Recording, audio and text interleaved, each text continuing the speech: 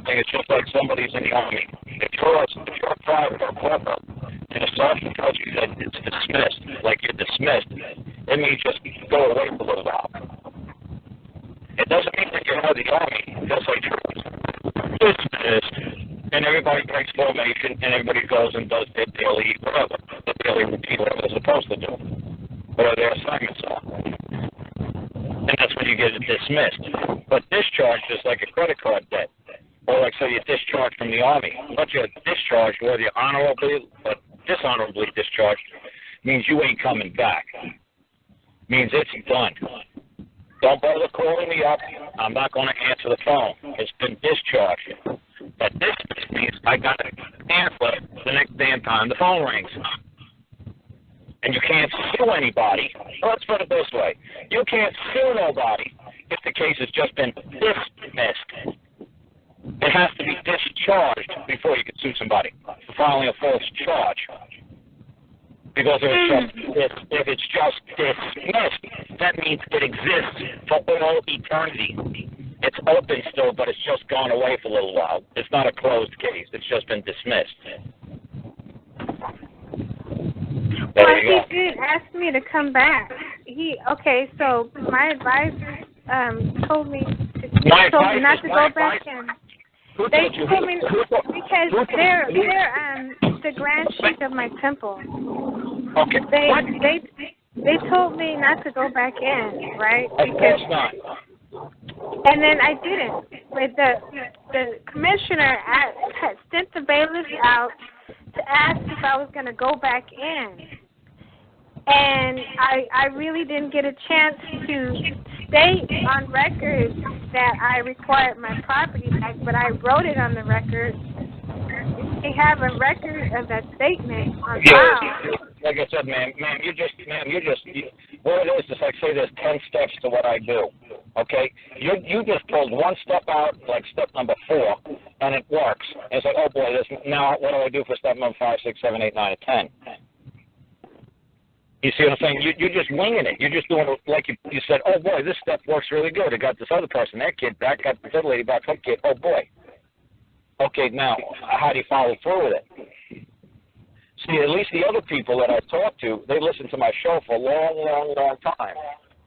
So they understood what was going on. Because when the bailiff asks you, you want to come back in, I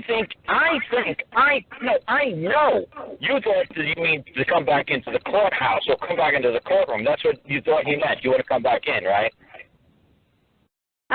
Yeah, he no, ma'am.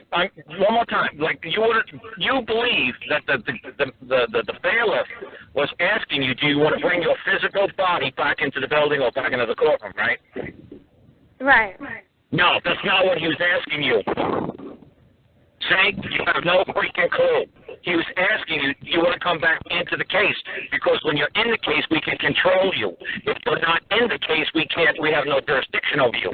You broke jurisdiction down. They had no control over you. You have no idea what you just did.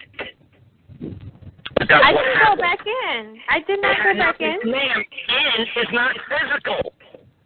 It's not physical. You're not physically going back into the building. You want to physically be held back liable for the paperwork in which you entered into a month or a year ago or 10 years ago. He's asking, do you want to come back into the case, not back into the building, not back into the courtroom.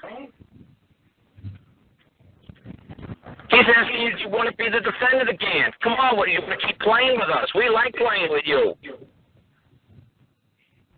So did a refusal for cause on the No, what the hell is a refusal for cause? That's ridiculous. That's all legalese bullshit. Who's telling you this nonsense? You just make a demand for the return of your property. Since no claim came forward and since nobody rebutted your claim, you want the restoration of your property immediately. There you go. You're done. What's this thing for recusal for cause? What? That's some legalese jargon nonsense that you're learning from a freaking attorney. Go ahead and speak legalese and watch how fast you get right back under their jurisdiction, under their control. Go ahead and speak Chinese and legalese. Go ahead and see what happens to you.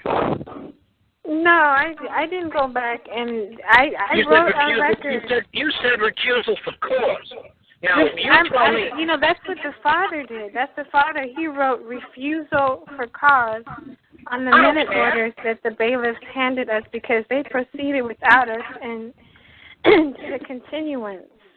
Refusal for cause. Refusal for cause. Ma'am, I don't care if they said a banana is yellow. Ma'am, I have no effing clue what they're talking about. I don't decipher their paperwork. I don't read their paperwork. I couldn't possibly care less what they put down on a piece of paper. It has absolutely nothing to do with me and my property. So you're saying, well, we put something down in writing, blah, blah, blah. Who cares? Who's going to interpret that nonsense? Certainly not I.